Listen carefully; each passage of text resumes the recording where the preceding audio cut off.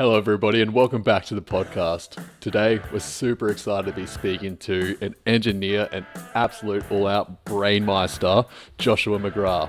Not to mention, amazing father figure to me, and then you had two of your own as well. I mean, they're kind of cool. But I'd like to welcome you all to Joshua McGrath. Thank you for being with us, bro. Thanks, bro. Thanks, Wyatt. Yeah, my pleasure. And hopefully, we can share some interesting stories and give the audience something to think about. I think we're going to have a lot to think about. I mean, if we continue on our sort of chain of conversation from last time we spoke, we opened up a lot of Pandora's boxes. Yeah, we certainly did. But I think that's one of the things that we always really align with is just that joy of the universe around us and really getting below the surface a bit and what is out there and I think it's a fascinating world we live in and it's easy to forget that sometimes, but it's always important to remember.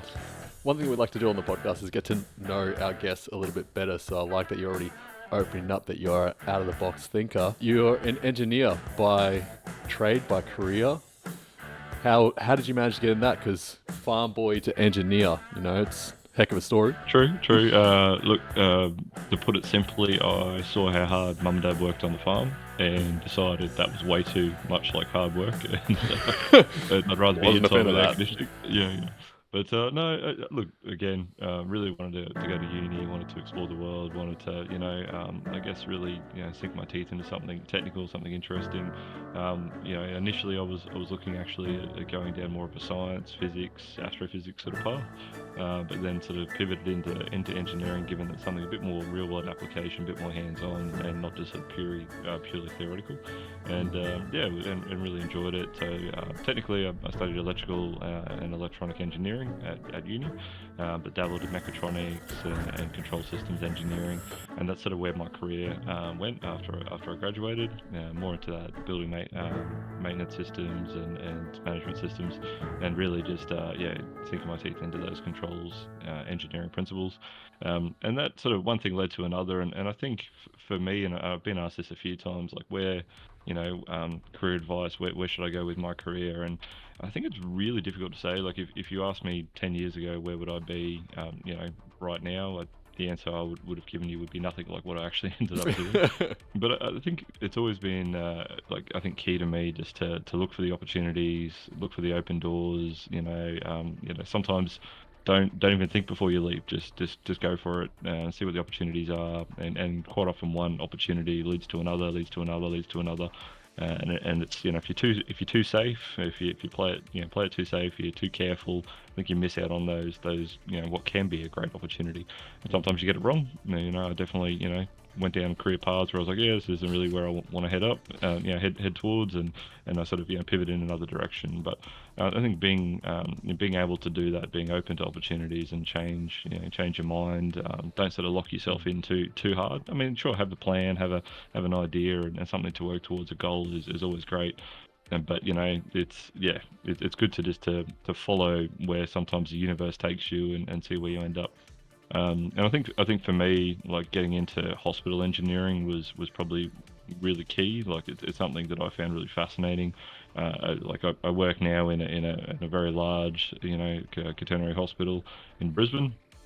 Incredible amount of complex systems, very high high criticality. Obviously we're talking patient care, we're talking theatres, we're talking all of the systems that go into in the background there that a lot of people wouldn't know about or need to know about, because ideally everything just works, but there's a lot of fascinating engineering that happens in the background at a place like a hospital. Yeah. And I'm curious then, with all the engineering and where we are at now with 2023 with AI, is there systems that you're looking to put in place, or are there systems that that are coming in place to start automating some of the systems, say with hospitals or with engineering? There's a few. So there's a few what they call analytic platforms that can sit, in the background or on top of existing, BMS and other type systems, control systems, and those algorithms run through various rules, and they can be useful to flag issues before a human operator may realize there's a problem. My experience though, like that's not quite at the level of AI. I think AI getting into that realm is probably still a few years away. Garbage in, crossed. garbage out. Fingers crossed, yeah, Yeah. absolutely. Garbage in, garbage out though. Like if you don't spend a lot of time, and as you can see with AI, they're spending a lot of time and a lot of money sort of getting it right. And if you can get that right, those algorithms correct, then it can be really, really useful. But the initial setup cost and time is to do it right is pretty massive. And then in my experience, people take shortcuts there, and it ends up not being particularly useful. It's still, this day and age, still very difficult to replace, human intellect. Lord, you can't triple stamp double stamp. Lord. Yeah. Thankfully. Thankfully, you still got a job. Yep. Well, For now. for now. And one thing you mentioned too was when people come to you and ask you for career advice, what you would do. You do have two amazing kids, Jordan and Kit. Well, not kids anymore; they're full-grown adults. How has all your philosophies and your work ethics and then your mindset, because your way of doing things is a little bit different from the norm. How have you incorporated that into your parenting to make these two amazing human beings? Yeah, it's a good question.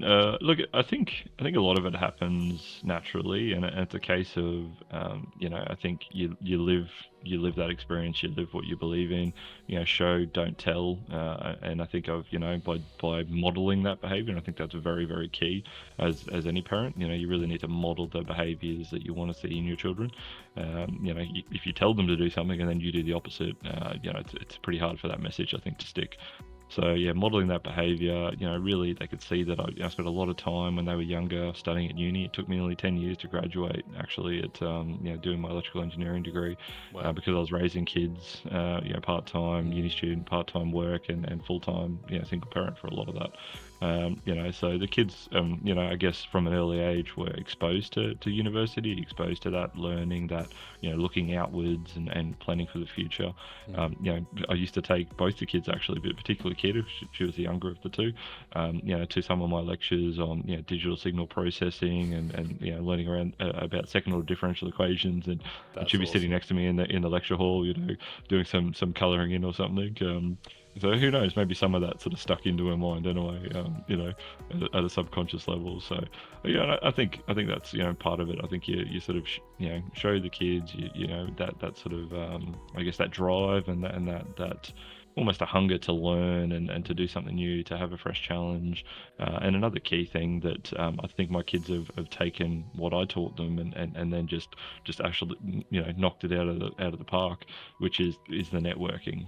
I used to impress on the kids how important it was to network. That pretty much every job and every career opportunity I've had has been through networking, through literally a phone call saying, hey, there's a great job over here for you, send me your resume. I don't think I've ever actually applied for a job on Seek or anything like that.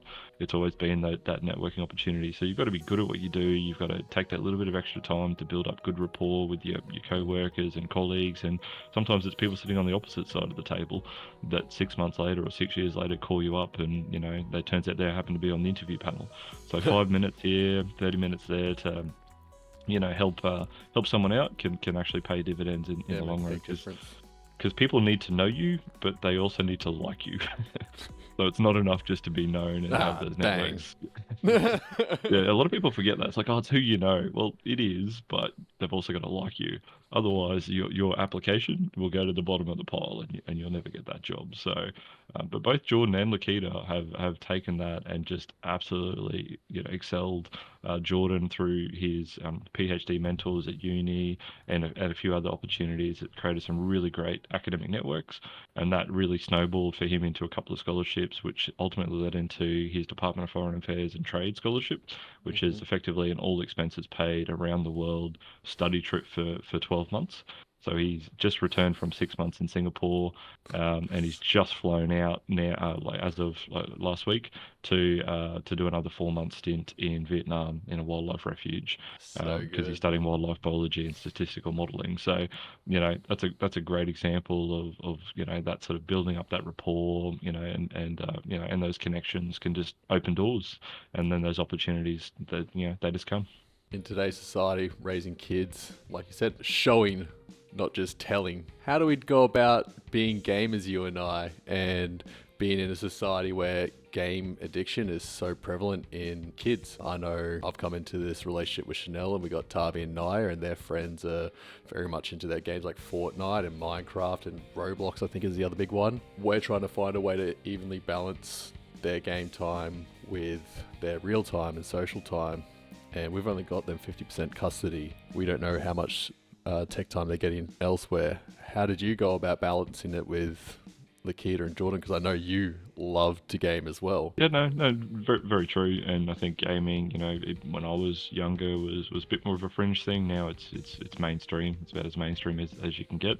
And you're right though. I think as a parent, you need to set limits for your kids. And kids, they'll push back and they'll be, oh my god, I can't believe you're only letting me play Fortnite, 3 hours a day or something. When my friends, get to do it, way more than that. But if kids don't have limits, they'll push and push and push until you find them, or until they find them. I think they actually gain security, especially at a young age, if there is limits there. They might kick and scream about it at the time, but it shows that you care. I think at a subconscious level, if you don't care about your kids, you don't care how much time they spend on Fortnite. If they're up till 5 in the morning, who cares? But if you care about your kids, you care about their future, you care about their health and well-being, you'll put limits. Where those limits are, well, that's the tricky part. Yeah. And that varies, case by case, kid by kid, of course, and family by family. I used to think probably an hour a day was probably a good sort of ballpark figure for a school day, definitely, and for kids, and then a couple of hours on the weekend as well. But I include all media in that, whether it's watching TV, playing games, or whatever. It's one thing I found a bit frustrating when I was a kid, and I see it in some families. It's like, oh, well, you can only game it for 1 hour a day, but you can watch 3 movies, and that's totally fine. So I'd actually rather you game, because at least you're using your noggin and you're actually thinking about things. If you're sitting there just watching TV, unless it happens to be a documentary or something, you're probably not learning a hell of a lot. So I think having a general media budget, and I think encouraging gaming can be a great social outlet. I have a lot of friends and family that I stay in contact through gaming as well, and I think it can be a great hobby, and definitely not to be frowned on, but limited like everything. Of course. Ladies and gentlemen, that brings us to the conclusion of Part 1, Episode 3 with Joshua McGrath. If you've made it this far, it means you're at the end of the video. Thank you so much for coming and enjoying the time here with us. I do hope you found it as entertaining as I found it putting the whole thing together. If you have any comments, please chuck them down at the bottom. I'd love to know what you're actually enjoying, what you're preferring from the last videos, what you'd like to see in future videos. If you have any questions you want answered, please drop them down below. I'm going to keep coming to you every single Friday with these videos, but I'd really like to know, what is it that you're enjoying? What part of it? And what would I need to include in order to keep you coming back, or maybe share this off with your friends? Anyway, I hope you all have an absolutely blessed weekend. I love you. Thank you so much for joining us, and I'll see you next time. Peace.